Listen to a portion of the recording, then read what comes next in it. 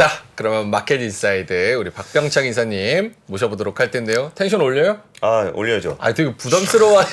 아침에는 이제 고품격에 부담스러워하시는 분들이 많아서 제가 3시 반에는 제가 아니, 지금 아침에 정프로님하고 김프로님 그 텐션 풀로 올린 거예요. 차분하게 한다라고 지금 놀리시는 겁니까? 알겠습니다. 아, 뭐 아저씨들이랑 다르게 제가 젊은 피로 제가 열심히 텐션 올려보겠습니다. 자, 그럼 마켓 인사이드의 교보증권의 박병창 이사님 모셔보도록 하겠습니다. 어서 오세요. 예, 안녕하십니까. 안녕하세요. 텐션 올려도 되죠? 네, 뭐 아무거나. 원래 좀 약간 나사 풀린 애니까 그러려니 해주시면 될 것 같습니다. 예, 어제 전일장에 미국이 좀 없었죠? 예, 미국은 어제 독립기념일 휴장이었고요. 유럽 증시는 뭐 약보한 마감을 했습니다. 요즘에 뭐 프랑스 뭐 내부적으로 좀 문제들 좀 있고 그렇죠. 뭐 예. 그렇지만 이제 시장은 뭐 약보합 수준에 마감을 했습니다. 독일은 0.26% 하락을 했는데요. 어제 독일은 악재가 있었습니다. 수출이 0.1% 감소하고 수입 1.7% 증가하면서 무역 수지가 전망 176억 유로였는데 144억 유로로 굉장히 부진했습니다. 그럼에도 불구하고 뭐 시장은 그렇게 크게 하락은 하지 않았습니다. 0.26% 하락이었고요. 전반적으로 0.2, 0.1 정도 이런 정도 하락을 했고요. 어제 중요했던 것은 이제 미국 빼놓고는 호주의 기준금리가 굉장히 중요했습니다. 호주가 어제 기준금리를 동결했습니다. 동결. 5월에 CPI가 5.6% 나왔는데 4월에 6.8%였거든요. 그래서 1.2%가 빠진 거예요. 그래서 호주가 기준금리를 이제 동결했습니다. 이거 왜 중요하게 생각하냐면은 그 호주의 기준금리하고 캐나다 기준금리는 미국의 기준금리에 영향을 많이 줍니다. 그래서 같이 보면서 연동하는 그런 성향을 좀 갖습니다. 그래서 호주의 기준금리 동결은 이제 시장에서 좀 호재성으로 받아들인다라고 보시면 될 것 같고요. 지금 2년 만기 국채 수익률이 4.94%까지 올라와 있어요. 그래서 이번 7월 23 그러니까 마지막 주에 이번에 기준금리가 있는데 저 FOMC 회의가 있는데 이번에 25bp 금리 인상을 시장에서 이제 받아들이고 있는 그런 상황이다 이렇게 볼 수 있겠습니다. 근데 좀 과도한 얘기인지 모르겠는데 우리가 지금 생각하는 게 7월에는 한 25bp 올린 다음에 네. 그다음에 연속으로 올릴 거냐 한번 쉬었다 올릴 거냐 그래가지고 쉬었다 올리면 좋고 연속으로 올리면 좀 부담스럽지 않냐 이런 얘기들 하는데 호주가 지금 올렸다가 지금 쉬고 있는 거잖아요. 네. 그럼 우리가 뭐 미국 캐나다도 대해서 그랬고 다른 나라들도 뭐 스킵이라고 지금 하고 있지 않습니까? 네. 근데 저는 뭐 연속이든 스킵이든 간에 여기서 추가적으로 인상하는 거는 확실한 악재다라고 생각을 좀 하고 있습니다. 아, 7월 달에도요? 예, 뭐 그러니까 한 차례 올리는 것도 부담스러운데 여기서 두 차례 더 올리면 금리가 5.25에서 5.75까지 올라가는 거잖아요. 예, 예. 그 글로벌 금융위기가 있었던 2008년 바로 직전에 2007년도에 기준금리가 5.25 정도였어요. 그래서 이제 그거보다 훨씬 더 높게 올라가고 있는 상황이기 때문에 뭐 좀 이따도 그런 뉴스가 나옵니다. 근데 이런 상황이 되면은 이제 개인들과 한계 기업들이 더 많이 나오지 않을까라는 우려를 좀 하고 있고 지금 시장이 상반기에 상승을 했잖아요. 예. 그 나스닥이 지금 40년 만에 가장 큰 폭으로 상승을 상반기 기준으로 한 거거든요. 이런 상황 속에서 기준금리를 뭐 추가적으로 올린다라고 한다면은 시장은 그것을 악재로 받아들일 가능성이 훨씬 높다. 그래서 이 상태로 만약에 연준이 기준금리를 인상을 한다면 하반기 장은 오히려 좀 부정적으로 보는 시각으로 계속해서 좀 변화해야 되지 않을까라는 생각을 장기적인 시황과는 저는 계속 가지고 있습니다. 예. 뭐 지금 당장은 좋지만 그 물가 관련해 가지고 지금 이제 7월이잖아요. 네. 근데 뭐 뉴스 보면은 예. 슈퍼 엘니뇨가 온다 그래가지고 벌써부터 뭐 이상기후 해가지고 너무 덥다는 얘기 많이 나오잖아요. 네. 그럼 이상기온 때문에 뭐 가스비 같은 거나 뭐 그런 것들이 많이 올라서 예. 또 한 번 물가가 튈 가능성도 좀 생각을 뭐 해야 그렇게 돼요. 얘기를 하고 있는데 네. 그거는 한 팩트인 거죠. 여러 가지 이유 중에 네. 하나인 거니까 그것만 가지고 뭐 전체적인 물가가 오른다라는 부분보다는요. 물가에 가장 큰 영향을 주는 것은 헤드라인 CPI에서는 유가이고요. 그쵸. 그리고 전체적인 코어 CPI에서는 이제 주거비. 주거비. 이기 때문에 이제 그 두 가지를 가장 중요하게 생각을 합니다. 그래서 그 부분은 좀 지엽적이거나 아니면 전체에서 일부라고 생각을 하고요. 근데 지금 말씀을 주셨으니까 한 말씀 더 드리면 그러니까 물가에 대해서는 우리나라 한국은행 총재께서도 그런 얘기를 하잖아요. 3% 초반까지는 내려갈 수 있을 것 같다. 그러나 예. 올해 3% 아래를 보기는 힘들 것 같다. 이런 얘기를 하거든요. 지금 물가 목표제를 2%로 지금 전 세계가 해놓고 있잖아요. 네. 미국이 연준에서도. 그런데 지금 내려가 가지고 이번에 나올 거는 이번 CPI는 아마도 3%를 볼 것 같아요. 지금 우리 미국이요. 미국 3%로 지금 이제 내려간단 말이에요. 그러면 그것으로 인해서 그럼 이제 물가가 안정화되고 그러면 이제 기준금리를 이제 올리는 것을 좀 멈추지 않겠냐 이런 기대감이 계속 있었는데 자꾸 얘기하는 게 뭐냐면 기저효과에 의해서 계속 떨어졌어요. 그러나 여기서 더 떨어지기는 힘드는 어떤 순간이 되면 오히려 오를 수 있어요. CPI가 오를 수 있거든요. 이제 그런 부분들을 감안해서 금리를 올해 인하지 않는다. 동결 계속 해야 된다. 오히려 올려야 된다. 이런 얘기를 계속 하고 있는 거거든요. 그게 우리 앞으로 하반기에 대기되어 있습니다. 그런 부분들을 생각을 해보면 마냥 뭐 물가는 떨어지고 뭐 금리는 이제 동결할 것이고 이제 인하할 것이다. 이렇게 보기에는 좀 어렵다라는 생각을 좀 하고 있습니다. 이건 뭐 좀 장기 시황이니까 앞으로 두고 이렇게 보고서 말씀을 좀 드리겠고요. 예, 어제 코스피는 좀 어떤 상황이 연출이 됐나요? 어제 코스피는 0.35% 하락을 했고요. 2,593포인트, 코스닥은 플러스 0.08. 한마디로 얘기를 하면은 전체적으로 그냥 주춤했습니다. 주춤한 시장이었어요. 그럼에도 불구하고 좀 긍정적인 면이 좀 있습니다. 어떤 것들이냐면 어제 외국인들이 선물을 12,800개 매도했어요. 프로그램 매도가 3,120억이 나왔습니다. 거기다 연기금이 어제 2,698억이나 팔았어요. 굉장히 숫자가 크죠, 다. 예. 프로그램 매도도 크고 연기금 매도도 크고 이렇게 굉장히 커요. 근데 지수는 0.35% 빠졌어요. 그러니까 크게 빠지지 않았다는 겁니다. 그러니까 프로그램 매도나 기관 매도 규모 대비 굉장히 선방했다라고 좀 보여지고요. 그리고 외국인들의 거래를 보면은 어제 비차익 프로그램 매도가 어제 2,700억 정도 나왔거든요. 근데 외국인들의 매도가 595억이에요. 그리고 연기금이 저렇게 크게 매도를 했어요. 그런데 기관들이 전체적으로 보면 연기금 매도 빼고는 큰 매도가 없거든요. 네. 이걸 봐서는 프로그램 매매와 전체 기관들의 순매매를 볼 때 액티브들은 안 팔았구나. 그렇게 좀 추정을 저는 해볼 수 있습니다. 기계적으로 파는 쪽은 팔았는데 예. 좀 전망을 하면서 예. 하는 쪽은 그걸 다 받아냈다는 예, 거죠. 그렇습니다. 그래서 어제 보면은 그동안에 급등한 종목들이 요즘에 개별 종목들이 많았어요. 그래서 매물이 나왔거든요, 아침에. 예를 들어서 뭐 A라는 종목이 있는데 아침에 보니까 최근에 뭐 급등해갖고 뭐 50% 이상 올랐는데 아침에 보니까 마이너스 7%가 빠지더라고요. 보합 끝났어요. 그런 종목이 어제 많았습니다, 굉장히. 그래서 액티브가 살아있다, 종목 장세가 살아있다는 네. 것들을 좀 볼 수 있었다. 그래서 그 부분은 긍정적으로 보인다라고 생각을 할 수가 있겠고요. 그리고 코스닥이 상대적으로 강보합으로 마감을 했던 거는 그저께는 에코프로가 급등했잖아요. 예. 어제 에코프로 BM이 장중 급등했다가 시장 밀리면서 약간 밀리긴 했지만 플러스 4%로 마감을 했어요. 그래서 코스닥은 상대적으로 강보합에 마감을 했다고 보시면 될 것 같고요. 조선과 조선기자재가 강세를 보였고 자동차 부품이 강세를 보였습니다. 요 자동차 부품 강세 보이고 이런 부분들은 완성차인 현대차, 기아차가 강하지 않았어요. 자동차 부품은 강했거든요. 그쵸. 설명을 좀 드리도록 하겠습니다. 그 네. 부분은. 오늘은 미국은 FOMC 의사록 공개가 됩니다. 그래서 향후 금리 전망에 대해서 뭐 얘기들이 나오겠죠. 이게 뭐 매파적 발언들이 더 있을 것 같아서 시장에서는 호재성으로 바라볼 수는 좀 없는 것 같습니다. 자, 매크로 시황에서 어제 미국 시장이 쉬었기 때문에 요 뉴스인데 여기에 한번 가져와 왔습니다. 이걸 한번 읽어드려 볼게요.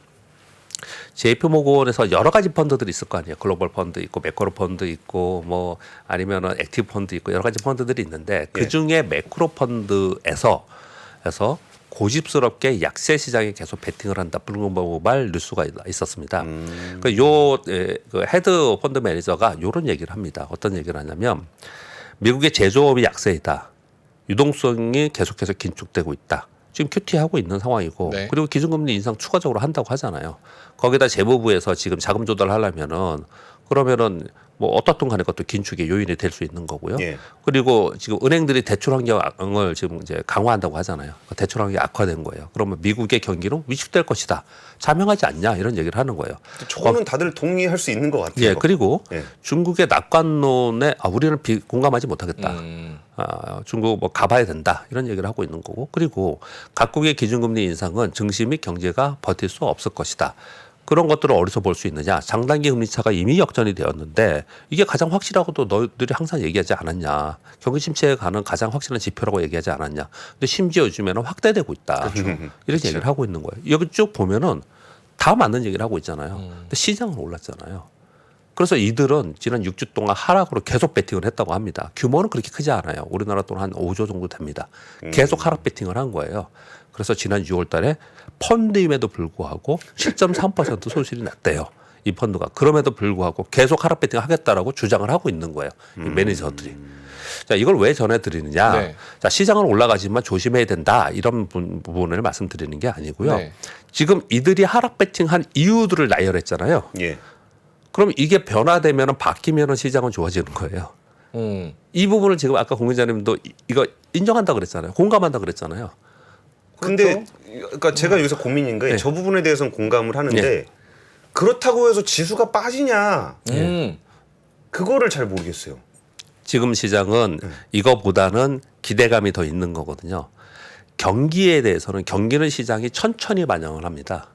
그 외에 돌발적인 악재, 페테일 리스크라고 하는 돌발적인 악재가 됐을 때 시장이 큰 변동성을 주는 거거든요. 근데 경기가 위축되고 뭐 얕은 뭐 소프트 랜딩이 된다. 뭐 이런 부분에 대해서 시장이 반영을 하고 있는 거예요. 시장 그런 것들을 반영을 하고 있는데 실제로 반영을 한다고 하면서도 계속 강하게 나타나고 있는데 결국은 이런 것들에 의해서 어느 순간에 팍 터지는 순간이 되지 않겠냐. 그러면 시장은 그건 못 버틴다. 이런 얘기들을 지금 하고 있는 거예요. 근데 터지냐 안 터지냐를 누가 알겠습니까? 그거는 그냥 각자 얘기들을 하는 거죠. 과거의 데이터를 가지고 뭐 퀀트다 아니면은 뭐 과거에 이랬으니까 역시나 이번에도 똑같이 그럴 것이다라고 데이터를 보면서 데이터 디펀트라고 그러면서 막 이렇게 주장을 하잖아요. 예. 그런데 그것도 그냥 과거의 데이터인 거지 미래에 똑같이 가는 건 상상 사실은 또 아니잖아요. 또 가봐야 되는 길이에요. 그러나 우리가 알아야 되는 것들은 시장을 나쁜 쪽으로 보는 사람들이 이러이러한 뉴스를 계속 보더라. 그러면 하나하나 거꾸로 얘기를 해볼게요. 제조업 약세라고 했는데 요번에 실적 시즌에 봐서 실적을 뚜껑을 열어봤더니 제조업들의 실적이 그렇지 않아. 또는 하반기에 좋아질 거라고 가이던스가 나와. 그럼 이거 바뀌는 거잖아요. 그렇죠. 그렇죠. 유동성의 부분은 금리 인상 두 차례 더 한다는데 애들이 뭐 이번에 PC 낮게 나왔잖아요. 예. 그래서 스탠스를 좀 바뀌어. 뭐 이런 것들도 바뀌는 거잖아요. 이런 바뀌는 상황이 어떻게 되는가를 보는 게 지금 우리가 해야 될 일이다라는 거죠. 이렇게 된다 안 된다가 중요한 게 아니고 우리는 항상 그렇게 봐야 된다는 거죠. 결론 지으면서 주식 투자를 할 수 없는 거거든요. 주식 투자는 약간의 인문사회예요. 인문사회 가격이에요. 답이 있는 건 아니잖아요. 그러니까 그 과정에서 이런 것들 뉴스를 보면서 이게 어떻게 변화되는지를 계속 보는 거죠. 이게 참 이렇게 정말 이렇게 답답한 게 예. 우리가 이제 저런 얘기 하잖아요. 그 주가는 불안을 타고 오른다. 아, 그렇죠. 그러니까 분명히 지금 그 지표들은 경기 침체를 향해 가는 지표로 가야 되는데 경기 침체도 안 와요. 올 것 같은데. 그러면 주가는 또 계속 올라. 그러면 좀 공부 좀 하셨던 분들이 요새 많이 팔았어요. 아, 공감합니다. 네. 네. 아, 많이 파셨어요? 아니 그런 건 아닌데 주변에 그런 분들이 꽤 있어가지고. 근데 조심은 할 필요 있다고 생각합니다. 너무 좀 길어지긴 하는데 네. 이런 겁니다. 지금 말씀하신 대로 걱정에 불안을 타고 걱정을 타고 올라간다라고 하는 부분들은 악재가 있으면 악재를 반영하는 거잖아요. 그러니까 너무 복잡하게 생각하지 말고 제가 뭐 늘 강연회 이럴 때 항상 얘기하는데 그냥 심플하게 생각을 하자라는 거예요.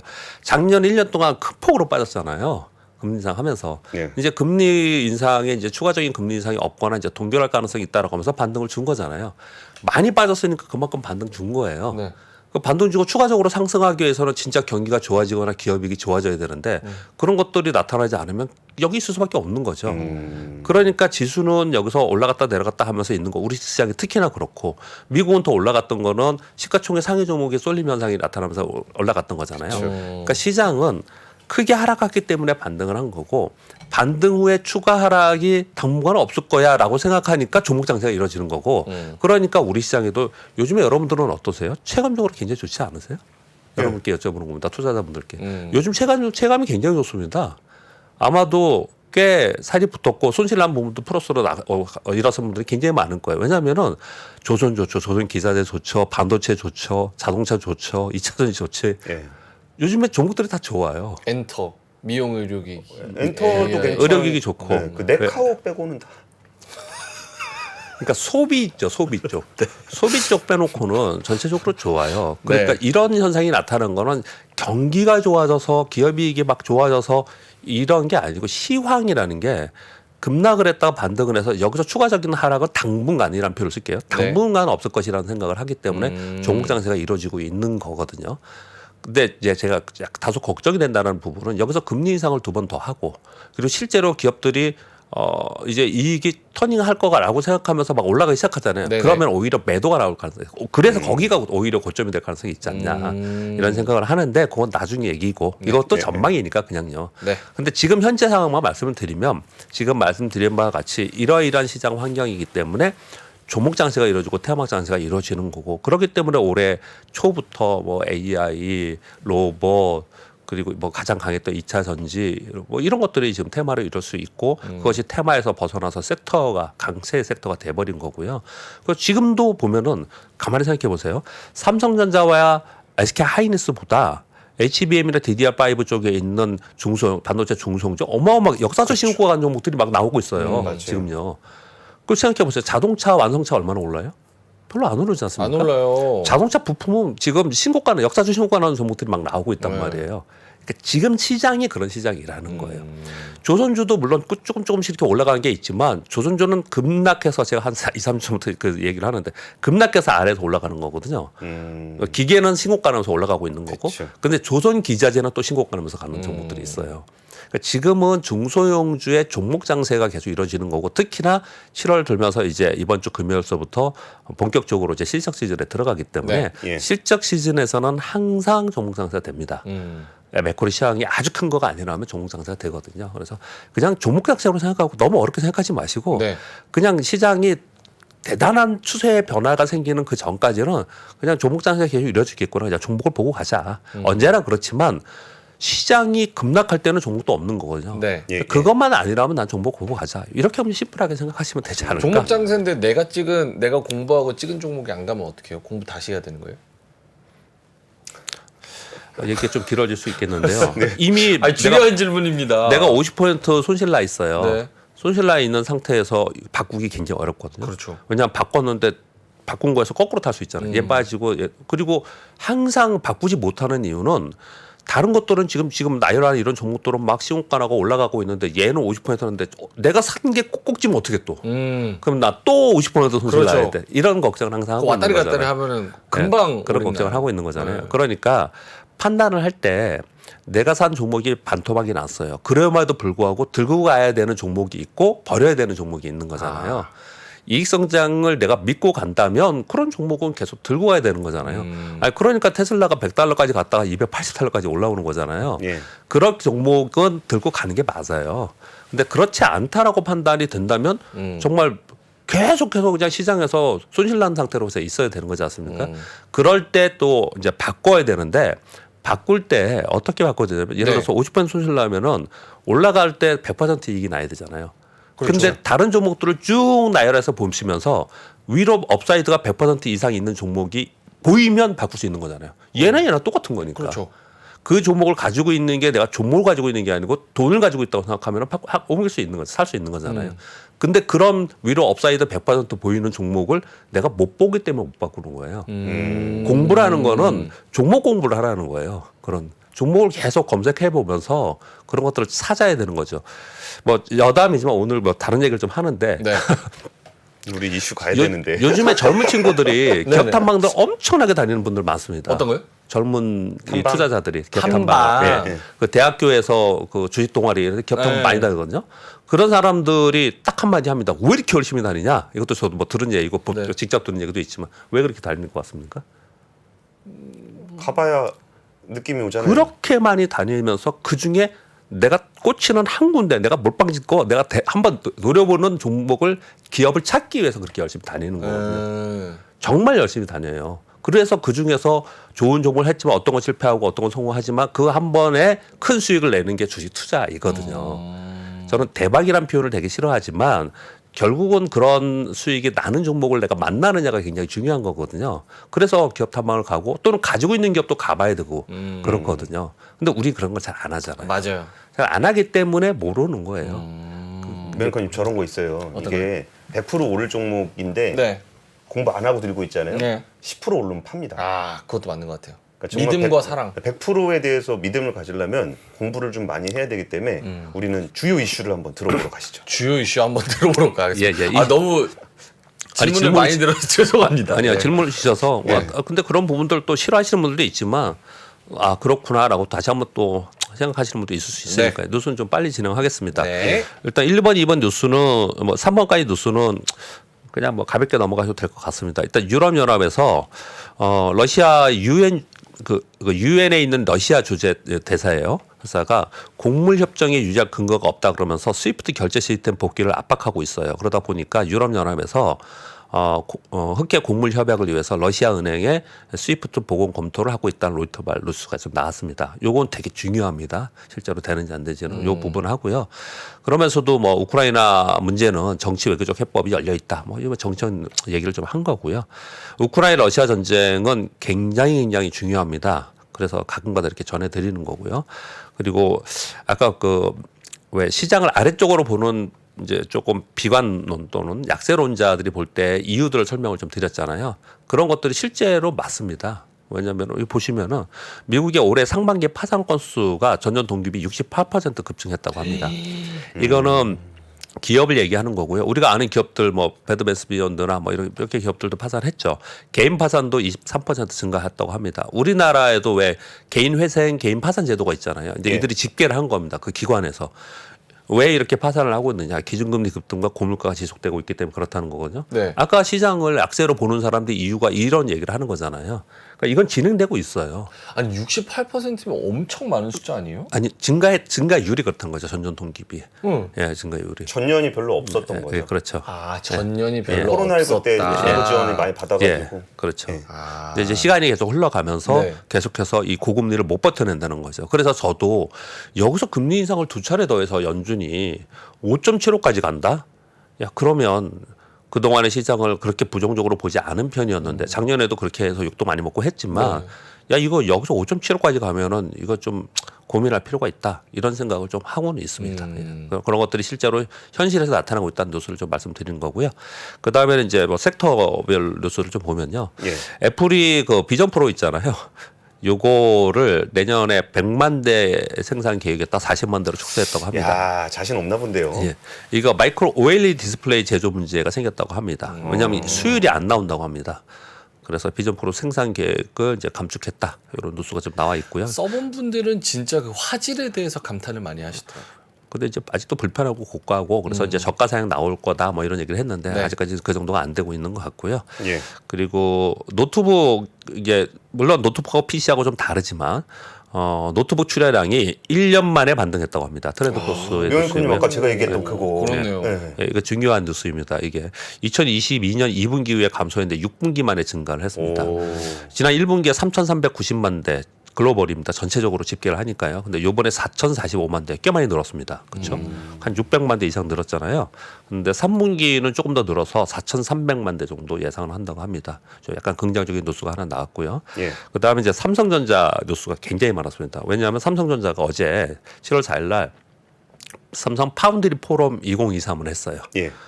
요거에 관련된 뉴스들이 좀 나와 있는데 네. 일단 첫 번째는 파운드리 개발 실장 2명을 동시에 교체했습니다. 전격적이다는 표현을 좀 하고 있습니다. 그 이유는 뭐냐면 파운드리와 3나노 이하 공정의 경쟁력을 확보하기 위한 게 한 축이고 또 한 축은 메모리 쪽에서 이제 HBM과 DDR5 신제품 강화를 위해서 수장을 교체한다라는 거예요. 그래서 이제 타이틀이 제목에 어떤 것들이 나오냐면 삼성전자 후발 아니냐, 요즘 뭐 하냐 이런 얘기를 많이 하잖아요. 그래서 분위기 반전의 계기를 위한 경영진의 의지가 반영되지 않았나 이런 얘기를 하고 있고요. 그런 가운데 어제 어떤 얘기를 했냐면 요거는 우리나라 그 직접 투자에 굉장히 중요합니다. 7번, 8번 뉴스는요. 파운드리 사업부의 경쟁력 강화를 위해서 팹리스 고객에게 삼성전자 파운드리 반도체 설계에 필요한 제조 공정을 정보를 제공하는 뭐 PDK라고 한다고 합니다. 예. 그러니까 그냥 말이 더 중요하겠죠. 정보를 제공하겠다. 이게 첫 번째 어저께 얘기한 거고 두 번째는 팹리스 고객이 설계한 시제품을 삼성 파운드리에서 만들 수 있도록 지원하는 MPW 서비스를 확대하겠다. 두 가지가 나온 거예요. 이게 왜 중요하냐면 저는 이런 뉴스를 보면서 왜 우리는 왜 여태까지 이런 걸 이렇게 적극적으로 안 했나 생각할 정도로 우리나라가 글로벌리 시스템 반도체는 3%뿐이 안 돼요. 팹리스 점유율 1%뿐이 안 됩니다. 이게 점유율 상위 10곳 중에 6곳은 미국이고 4곳은 대만이에요. 이게 중요한 포인트입니다. 대만의 TSMC는 그 밑에 있는 하부에 있는 뭐 후공정도 그렇고 팹리스 업체들하고 서로 협력해서 신제품을 만들게 무수히 노력을 하고 그리고 서로 유대 관계가 굉장히 좋았던 거예요. 네. 그러면서 그런 좋은 제품들이 나온 거거든요. 우리는 팹리스 점유율이 1%뿐이 안 된다니까요. 이거 되게 이 얘기 들어보면 여태까지 안 했어? 이런 생각 안 들어요. 근데 요번에 이렇게 적극적으로 하겠다 이렇게 얘기를 좀 하고 있는 겁니다. AI 반도체 기술 개발을 위해서 하겠다라는 거예요. 그래서 이게 좀 중요한 뉴스로 좀 작용을 하고 있고 여기 관련주들이 네. 지금 시장에서 상승을 하고 있습니다. 근데 단순히 생각해봐도 우리나라 반도체 회사 중에 팹리스 그러니까 우리나라 반도체 만드는 메모리 예. 반도체 말고 예, 회사 중에 떠오르는 그렇죠. 회사가 없잖아요. 상장의 회사들 좀 있긴 한데요. 네. 아직까지 뭐 다 그냥 영세하거나 작거나 그래요. 근데 최근에 이제 좀 여기에 분위기를 좀 타고 있다라는 말씀을 사실 드리겠습니다. 저거는 그 뭐 인재들과 그런 교육 요런 거의 문제 아니에요? 팹리스 하는 게? 맨날 뭐 교육 그 국가에서 할 때는 교육 얘기하고 뭐 이런 거 하잖아요. 아. 인프라 얘기하고 그러잖아요. 근데 실질적인 이제 뭐랄까요 정보 경우 그래서 네. 저는 중요한 뉴스라고 생각해요. 네. 정보를 공유한다든지 아니면 시제품 팹리스에서 만들면 삼성에서 계속해서 만들어 보게끔 하고 서로. 네. 근데 우리는 이런 사고를 또 갖고 있습니다. 굉장히 우리나라 그 이제 삐딱한 사고들이 있잖아요. 그러면 삼성이 기술력 다 빼가는 거 아니야? 아. 옛날에 그랬잖아요. 네. 옛날에 많이 그랬잖아요. 네. 그래서인지 아마 또 이런 것들이 그렇게 활성화 많이 못 된 거라는 생각이 들어요. 근데 물론 만약에 제가 몰라서 그럴 수도 있습니다. 활성화 지금 되고 있을 수도 있겠죠. 근데 더 적극적으로 해야 되지 않을까. 그래야지 우리나라의 중소기업 중에 팹리스 업체나 시스템 반도체 업체가 글로벌리 기업이 되는 거잖아요. 네. 네, 그런 관점에서 굉장히 중요한 뉴스라고 생각을 하고 있고요. 예. 그리고 또 하나는 아까 그 시황하면서도 말씀드렸지만 자동차도 부품이 더 많이 뜨고 반도체도 소부장주가 더 많이 뜨고 있거든요. 뜨는 이유는 반도체 업황 바닥론 얘기하고 있죠. AI형 반도체 성장 얘기하고 있죠. 하반기에 재고 소진 얘기를 하고 있죠. 그리고 반도체 생태계 펀드 조성한다라는 발표가 또 있었죠. 그리고 반도체 수출 단가가 연초 수준으로 지금 올라와 있습니다. ASP가. 그럼 이런 거 보면 전체적으로 좀 기대를 해볼 수가 있잖아요. 그래서 요즘에 어떤 얘기를 많이 여의도에서 하냐면요. 지금은 HBM 관련된 거나 후공정의 일부 종목들만 지금 상승을 하고 있거든요. 근데 이거 시간이 가면서 물론 시황이 아주 꼬꾸라지는 이런 모습이 나타나면은 또 뭐 종목도 없을 수도 있습니다. 근데 지금과 같이만 유지가 적어도 된다면 이쪽은 확산될 가능성이 훨씬 있다. 그래서 이거 종목 찾기에 아주 집중하고 있습니다. 사실 그런 부분들 좀 생각해 보시면 될 것 같습니다. 네. 예. 그리고 자동차 똑같이 지금 반도체 똑같이 자동차도 자동차 판매 요번에 반기 기준으로 역대 최고치라고 하죠. 그리고 뭐 이제 실적도 계속 좋다라고 하고 있고요. 거기다 이제 전기차 생산은 점차로 늘 거 아닙니까? 거기에 지금 소프트웨어 중심의 자동차로 전환하고 있다고 해요. 네. 그래서 사실 보면요, 이게 하나하나가 다 이게 그 관련된 종목들이 있어요. 그렇죠. 자동차 수출을 판매 대수가 많아요.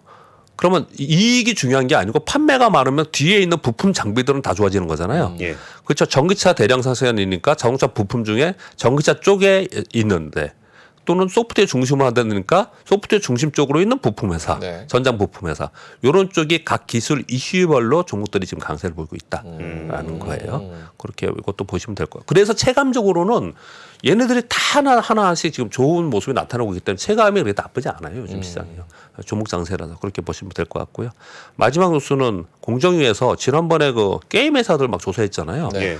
이번에는 엔터 회사 조사한다는 뉴스가 나왔네요. 하이브하고 YG 현장 조사한다 그러고 나머지 뭐 SM하고 나머지도 조사를 예고하고 있습니다. 뭘 조사하려고 그러냐? 앨범을 제작하든지 굿즈를 제작할 때 하도급 회사에 불공정으로 갑질 불공정이 있지 않냐. 그래서 요번에 조사하겠다. 요런 얘기가 지금 나와 엔터 있습니다. 회사에 공정위가 가서 할 게 뭐가 있나 그랬더니 그러니까요. 굿즈 판매할 때 위탁 생산을 하죠. 참고로 좀 알고 계셔야 될 것 같아서 여기까지 전해드렸습니다. 예. 자, 알겠습니다. 오늘 제가 질문을 많이 해가지고 조금 괜찮습니다. 오버타임이 됐는데 스무스하게 잘 넘어가는 것 같습니다. 반도체 얘기 굉장히 많이 해주셨고 뒤에는 또 이제 반도체 관련해서 중국 반도체 국산화에 대한 이야기를 좀 이어서 해보도록 하겠습니다. 자, 그럼 마켓 인사이드는 우리 교보증권의 박병창 이사님이었습니다. 고맙습니다. 예, 감사합니다. 감사합니다. 복잡하고 어렵게 느껴지는 재무제표와 용어들, 친절한 투자 멘토 사경인 마스터가 매주 새로운 콘텐츠로 알기 쉽게 설명해드립니다. 재무제표 분석과 포트폴리오 구성, 뭐 양대 재무제표라고 그러면 대차대조표랑 손익계산서가 있거든요. 매수 매도 방법, 이때 사는 게 좋겠네. 이렇게 사면 좋겠다. 근데 이렇게 살려면 뭘 해야 되냐면요. 나머지 3분의 1은 놔둬봅니다. 어디까지 가는지. 실전 투자 팁까지 알려드립니다. 오직 3프로 멤버십. 에서만 만나실 수 있습니다.